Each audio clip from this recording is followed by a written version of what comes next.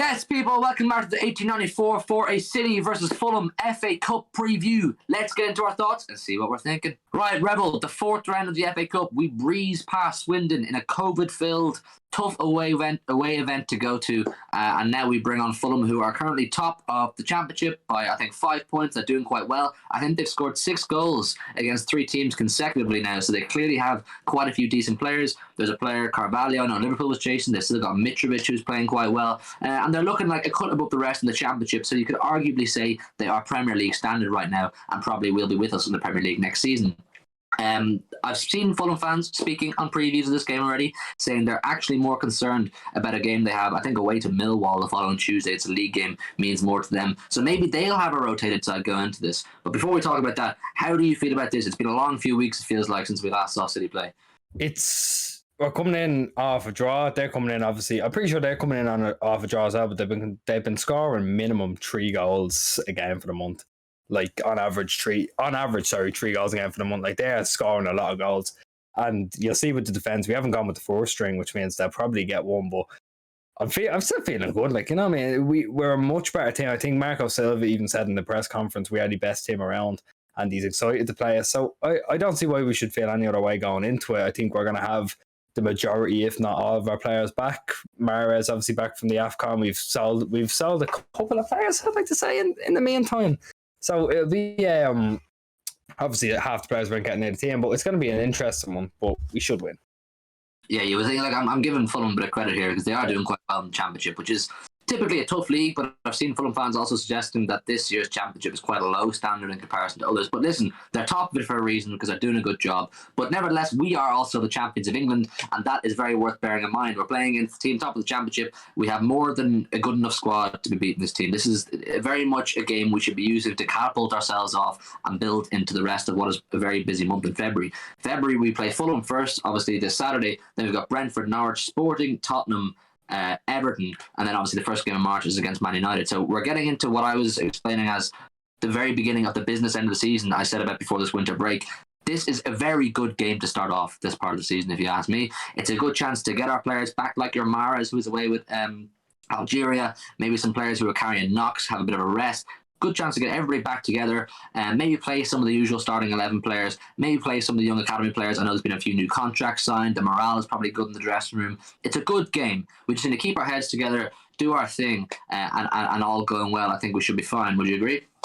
Definitely, yeah. I don't think we'll see that many youth academy. I think there's a small chance of maybe a McAtee getting a game, but I can't see it. Wilson Esbrand, people like him, and Bete Lavia probably not. I think Fulham are just maybe too high of a standard of an opponent to put them out and expect to score a couple, but they're still good enough players. Palmer we'd expect to see in, and you know you'll see the team. I'm not going to give it away, but there's a good few like players who started in the Champions League final that we should expect to be put out. So judging off that, I mean, again, it's just there's so many players to choose from at the minute, but we've gone with a select 11 that probably be more or less right. Do you think? Yeah, I think he's got room to play around with this starting 11 because it's a game that no matter who we put out on the pitch, I would still expect us to win. And no disrespect to Fulham, I would expect us to win quite comfortably. It's a game, once again, I've spoken about this before in previous previews, where players will need to step up and show why they deserve to be playing in these bigger games. You know, players like Grealish, I would like to see play against Fulham. You'll see he's in our predicted starting 11, and a couple of other players who aren't usual, you know, kind of first names on the team sheet week in, week out, particularly for the big fixtures. They will need to stand up and show their worth, essentially. You know, you're playing against a team that are a cut below us. You got to prove why you're at our level. So I would expect a big performance from everybody regardless. You know, just because we're playing against a typically lesser opposition doesn't mean the standard should drop just to get ourselves over the line. That's not how a Pep side operates. A Pep side operates based on if you're not good enough against Fulham, you're dropped. If you're not good enough against Real Madrid, you're dropped. And that's why we have been so successful, because Pep is ruthless in his selection. Speaking of selection, we're going to go get into our starting 11 now. I think the starting 11 is probably more interesting than the actual preview because it is a game I think we're all, without being too complacent, expecting to win. Let's get over to it now. Right, okay, for you lot, we're going to put up our predicted starting 11 on the screen right now. As always, do get involved down below in the comment section. Would you make any changes? Is there anyone you would like to see? Anyone you're excited to see? Any young players? Let us know down below. We love hearing your thoughts. In goals, we have gone for Zach Steffen. We know he has had a knock in recent weeks, but through training evidence, we have reason to believe that he will play. And of course, he has been our cup keeper in recent years, and he's been pretty good. I think he's a pretty good keeper in Zach Steffen. He just needs to take these opportunities. It's just unfortunate that it's hard for him to overtake such a good keeper in Ederson. The full-backs are Walker and Zinchenko. Zinchenko has not played a huge amount of football. We think these cup opportunities are where Pep will want to see Zinchenko flourish, and like he has done in years before, use these games to prove why he's capable of playing in the bigger games. And Zinchenko has done that in the past. I fully believe he can do it again. It's once again similar to Zach Steffen. It's hard for Zinchenko to compete with the likes of Cancelo, who has been absolutely on smoke this season. I think you'll all agree. Centre halves, Ake and Stones. Ake has been pretty good, I think it's fair to say, whenever he's been called upon this season. I have no doubt. He played against Swindon, didn't he, in the club that time? I thought he looked pretty good. He's played a few league games. He played in the Champions League, got a goal in the Champions League. And John Stones, similar to Ake, has not played a huge amount of football. I think the last time he played it, he was at right full back, obviously out of position for him. But listen, John Stones, we know, is a very, very good centre half, and I have full faith he can do a good job. He may have his work cut out against the likes of Mitrovic. And then Walker is Walker. He's not played a huge amount of football either recently. I know he's suspended in Europe, so maybe playing him in these kind of domestic games and giving Cancelo that little bit extra rest is worthwhile. Rebel, it's an interesting back four we've gone for. How do you feel about this one? Yeah, so first off, obviously, I see Steffen. He is, again, like you said, he's very unlucky to be in a team with such a good keeper. He starts for the majority of teams in our league. Like he starts for a majority of teams in that Premier League. He's just that good. Walker, obviously, in my opinion, the best defensive right back, if not full back in the world. I think he's just fantastic. Triggering Liverpool fans there, lad. Triggering Liverpool fans. No, defensive right back. Fuck's sake. Right. Stones is obviously fantastic. We all know Stones. Ake, you say he's very good. He's been standing out in the last while. I know he's playing centre half, but I will say I think I've been surprised at how good he is going forward. Like when he plays in that left full back position, I've been surprised at how good he is going forward. So we could end up even seeing that. Zinchenko, it's a man who's getting a lot of weird disrespect lately. I remember, the way Walker got his suspension. When I saw a lot of people, when that came out that he was getting the 3 games, everyone was like, oh, we're using Spinchenko and all. He's a very good footballer. It really bothers me when people turn around and say, oh, he's useless, he's shit. He's a very good footballer. And he'd be fine for the Champions League, he'd be fine for here. So I'm happy we have him in. And he's once again, through getting offers externally, proved his worth at this club, that he really wants to be here by turning them down. He's got that heart of the line, Zinchenko, and we love that. People like him are invaluable in the dressing room. Moving into midfield, Rodri is not starting for us today. I think it is a case of protect Rodri at all costs with bigger fixtures coming down the line. Fernandinho, club captain, comes in. All reliable. I fully believe he's capable of doing a pretty decent job as always against opposition like Fulham. Absolutely no question marks over that. He'll be a leader as always. Moving into midfield. This is where it gets interesting. We have gone with Grealish and Gundogan. Gundogan, who is currently, we'll do a video on this, I think, and talk over a new contract. There's a bit of a will he, won't he kind of situation there. And then Grealish drops into midfield. You'll notice no Bernardo and no De Bruyne either. We, once again, similar to Rodri, protect at all costs. There is bigger games coming down the line. And these two players are more than good enough to run Fulham around the park this Saturday. Grealish, obviously, he's not playing on the left for us. Whether he will or whether he'll be fluid with Foden on the weekend is up to Pep and is up to him, obviously. But we think, like I said in the first part of this preview, is a massive opportunity for Grealish to really make a name for himself, really show the City fans what he can do, prove his doubters wrong, and just put on a top Jack Grealish performance like we know he can do. It's a strong midfield, Rebel. There's no other way to describe it. It's a strong midfield, even though there's no Bernardo or De Bruyne. Yeah, exactly. Like you were talking about fluidity there. That's a midfield where you can do any form of formation we want. We can stay with our 4-3-3. We can play that where 3-2-5 we've been playing. We can stick with our 4-4-2. You can do whatever you want with it. I think Grealish, you can play further up. We can drop deep, play on the wing. This is as fluid as you want. And like, again, you'll see with the front three as well. There's no recognised striker. They're just all very ball-retentive players. That's what you want. That is that kind of play you want. I think, I know we haven't said it, but they can obviously say Mahrez on the right. It's important to have a left foot on the left. I think that's how it kind of works now, unless, again, like you're playing Sterling, if you're trying to force Sterling, and I think if you want Foden and Mahrez in the same team, one has to be on the left, one has to be on the right. But talking about Grealish, I think it's a chance for him to really show what he can do in the midfield area if he is playing there. the chance for him to show off his creativity, because he's not been creating much. Let's be fair, he's not really been creating much because he's playing further up in that false nine role. It's better off to see him in the midfield, see what he can do, in my opinion. Again, Gundogan's there.